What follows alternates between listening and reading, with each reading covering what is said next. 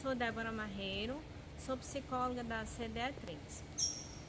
A máscara eu precisei tirar, né? Porque eu estou num ambiente aberto, mesmo assim isolada. Vamos responder ao nosso programa Perguntas e Respostas da nossa comunidade escolar. Primeira é do professor Júnior Coimbra. Eu tenho uma dúvida com relação a esse período de isolamento social, de pandemia, notícias ruins, e como é que a gente pode lidar com esse período, justamente porque não sabemos até quando ele vai durar, e como que isso a gente pode, de certa forma, melhorar o nosso dia a dia, mesmo permanecendo em casa e, consequentemente, tendo uma noite de sono tranquila e revigorante. Nesse sentido, a primeira pergunta dele já se referindo ao período de quarentena, melhorando a sua qualidade de vida, né? Então, o que nós podemos fazer? Primeiramente faça um plano de atividade, um roteiro daquele dia, tá? Se você tem uma atividade de trabalho, qual o melhor? De manhã, à tarde? Se tiver filhos pequenos, melhor é acompanhá-los de manhã e você trabalha à tarde. Então você desenvolve esse teu horário de atividade junto com a questão das crianças, né? Ou também do seu companheiro. Companheiro no que sentido? De ajudá-lo nessa rotina de casa com as crianças, ok? Se você tem um hábito de trabalhar de pijama, tira isso. O nosso cérebro, ele precisa se adaptar também a essa rotina. Então, se você acordou, tira o pijama, toma um café, vai almoçar. Então, nesse período, a gente também precisa ter a troca de roupas. Ou, atividade, né, com as crianças, é uma roupa mais tranquila. No trabalho, como se fôssemos ao trabalho, então veste uma camiseta mais habilitada para aquela ocasião, ok? Falando de trabalho, mantenha um local apropriado para que você possa trabalhar naquele horário estipulado para você, tá? Porque se você ficar ou na cama ou no sofá, né? E aquela rotina das crianças ao teu lado, você não vai se concentrar. Coloque também uma atividade física, que ela também vai te ajudar a melhorar a situação do estresse, né? Se tiver criança, como eu já havia dito, manter as crianças também na atividade física, que aí você também cria um vínculo com as crianças de modo mais lúdico, tudo bem? Que aí você pode verificar essa disponibilidade. Eu acredito nessas situações em que você pode melhorar seu ambiente familiar e trabalho, né? E isso também, na atividade física, vai te ajudar a dormir melhor e as crianças também. Quais os cuidados devemos tomar para minimizar os efeitos na nossa saúde mental nesse período de pandemia? E se esses cuidados eles poderão refletir no período pós-pandemia para que nós possamos estar mentalmente bem.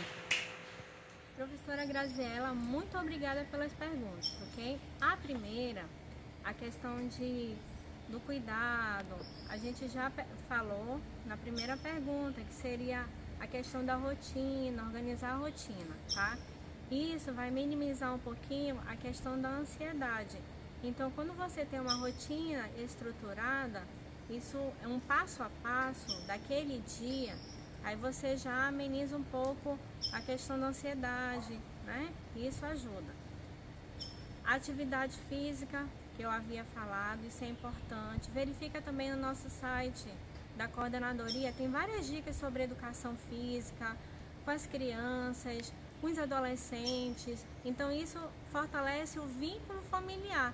E o endereço está aqui embaixo. Vocês podem acessar tranquilamente, tá? Um outro ponto é a situação de a vivência da quarentena vai de cada um, devido à sua personalidade. Por exemplo, hoje você acorda bem, Graziela, mas amanhã a gente não sabe como é que teu esposo tá.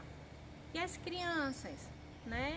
Hoje elas estão bem, amanhã elas estão um pouquinho mais tristes, né? Então, assim, estamos vivenciando a questão do luto, né? O luto das nossas rotinas, o luto da questão de ir para a escola, do trabalho, da convivência familiar. Então, a gente precisa também respeitar esse momento, que é normal, tá? Mas aí, essas questões da questão emocional, ela pode sim, e é natural que a gente vá vivenciando isso depois desse período de quarentena, né? Porque a situação é um pouquinho incerta. Por exemplo, a questão do sono, né? Hoje a gente pode ter um sono mais tranquilo ou sofrer com insônia. Então é uma questão que pode vivenciar. Outro que a gente pode vivenciar é a questão da alimentação. Então, assim, às vezes nesse período de isolamento social, a gente pode ter um pouquinho mais fome exacerbada. Ou um apetite não está muito adequado nesse momento.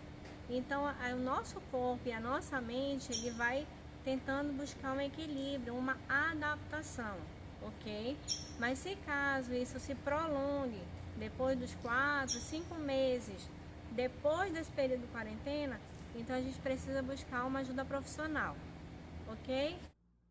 Sou a professora Erivânia Rodrigues, trabalho na Escola Estadual de Tempo Integral Almirante Barroso. Nos últimos tempos, temos percebido um fluxo e velocidade muito grande de informações. De que forma isso influencia o comportamento das pessoas num cenário como esse? Os efeitos, eles são mais positivos ou negativos? Oi, professora Erivânia, muito obrigada por a sua pergunta, ela é muito importante também. A questão da informação. É necessário a gente ter informação. O que gerou a pandemia? Foi um vírus, né? Então a gente tem que saber o conteúdo, a prevenção e a questão de como gerir essas situações dentro do ambiente doméstico. Mas se você observar que você, mesmo com todas essas informações, está te gerando angústia, gera pânico, então desliga a TV, tá? Escuta uma música, leia um bom livro, isso vai amenizar um pouquinho essa tua situação de pânico, nervoso, dá um medo. Então, se está gerando isso, então está no horário de desligar a TV e desligar o noticiário.